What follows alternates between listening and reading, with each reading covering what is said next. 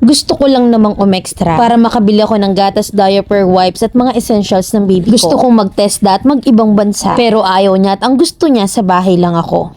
17 ako at turning 16 yung boyfriend ko nung nagtanan kami. 1 month pa lang yung relasyon namin pero hindi ko alam kung bakit ba ako pumayag. Wala pa namang nangyayari sa amin ni kiss or smack pero nagtanan kami. Siguro dahil sa problema ko sa pamilya dahil sobrang higpit ng mga magulang ko. Kaya ang akala ko ang pag-aasawa ang makakapagpabago sa lahat. Pinilit pa akong bawiin ng mama ko pero hindi ako sumama sa kanya. Hanggang sa naging okay naman ang lahat pero nabalitaan ko na hindi na tumitigil sa pag-inom ang tatay ko. At gabi-gabi daw itong umiiyak nang magtanan kami. Akala ko noon kaya ako nagtanan na hindi ako mahal ang tatay ko pero nagkamali pala ako. Di nagtagal ay 2 weeks pa lang kami ng boyfriend ko ay lumayas na ako sa kanila dahil namimisikal siya. Hindi naman sobra pero masakit pa rin isipin na yung taong pinili mo ay siya pang mananakit sa'yo. Sinama ako ng kapatid ko sa Maynila para pansamantalang makalayo sa partner ko. At 2 weeks pa lang umuwi na rin ako dito sa probinsya namin sa magulang ko. At tinanggap naman nila ako. Nagpatulong ako sa pag-aaral sa magulang ko at hindi alam ng magulang ko na palihim kaming nagkikita ng partner ko. Hanggang sa nabuntis ako at nagtanan ulit kami dahil natatakot ako sa magulang ko. Hanggang sa naging okay na rin ang lahat dahil nag-usap na yung biyenan ko at ang magulang ko. Fast forward ay lumaki na yung tiyan ko at unti-unti na rin nagbabago yung partner ko. Napapadalas na yung pananakit niya sa akin kahit na nga buntis ako. Madalas siyang umaalis para makipag-inuman at napakamagagalitin niya. Wala namang involved na babae pero nag-iba talaga siya. Sobrang bait ng biyenan ko at wala naman akong masabi pero talagang hindi rin nila mapagsabihan yung anak nila. Nung mga anak ako akala ko nagbago na siya ng tuluyan pero panandalian lang pala. Siguro kasi doon kami nakatira sa mga magulang ko. At nang lumipat kami sa bahay ng biyenan ko, nagsimula na akong makilala ang tunay niyang ugali. Nananakit, minumura ako ng sobra na hindi nagawa sa akin ng mga magulang ko. Iniiwanan kami ng baby ko kaya minsan nakakakain ako ng panis na pagkain dahil sa gutom. Breastfeed mom kasi ako at sobrang selan at iyakin ng baby ko. Wala din naman kaming kasama sa bahay dahil umaalis din sa umaga yung biyenan kong lalaki para magtrabaho. At ang biyenan kong babae naman ay namamasukan. Lahat ng yon ay tiniis ko na lang hanggang sa lumipas ang panahon at ngayon nga ay 2 years old na yung baby namin. At nakabukod na rin kami. Sobrang tamad niyang mag-igib kaya minsan ay ako na lang yung nag-iigib. Sobrang arte niya sa pang-ulam kaya hindi kami makapagtipid at ang gusto niya ay palaging masarap yung ulam. At mahilig din siyang mamapak. Lagi siyang may nakalaang pera para sa sabong at pag-iinom niya pero paghihingi ako ng pambili ng kailangan ng baby namin, magagalit pa siya bago niya pa ako bigyan. Kaya nagpupumilit akong humanap ng trabaho kahit na maliit ang kita. At ngayon nagagalit siya dahil ang liit lang daw ng sahod ko at delay pa. Gusto ko lang namang umextra para makabili ako ng gatas, diaper, wipes at mga essentials ng baby ko. Dahil nga nag-stop na ako magpa-breastfeed. Laging mainit ang ulo niya kapag sinusundo niya ako sa trabaho dahil siya pa daw yung nagsasaing pag uwi ng bahay. Gusto kong mag-TESDA at mag-ibang bansa, total malapit na rin makaalis ng bansa yung ate ko pero ayaw niya. Na ang gusto lang daw niya ay nasa bahay ako. Sana Mami Len ay mabigyan mo ako ng advice. Letter sender,